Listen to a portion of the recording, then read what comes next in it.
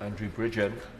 Mr Deputy Speaker, I'd like to commend the Secretary of State for his statement today, but also for his ongoing handling of the UK response to the illegal invasion of Ukraine by President Putin.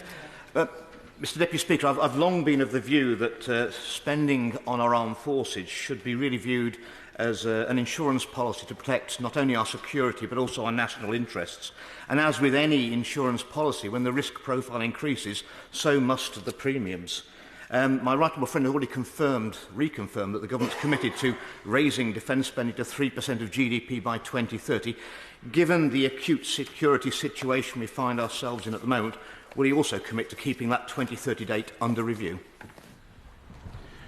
My honourable friend is right, and I've often stood at the dispatch box and said, as the threat changes, so must our investment and our funding, and I think that has been all too forgotten when it came to defence over the last 3 decades, to be honest. It was always interesting that we always understandably responded to pressures in the NHS or pressures in the financial markets, but when it came to threat, it was always seen as something that was not necessary, and I think that is where you end up with a need, quite rightly, to go up to 3% by 2030.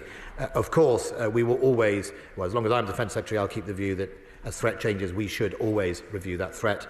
That is, I think, fair and consistent to the men and women of the armed forces. It also sends a strong message to people like President Putin that we mean what we say. John Spallett. Deputy Speaker.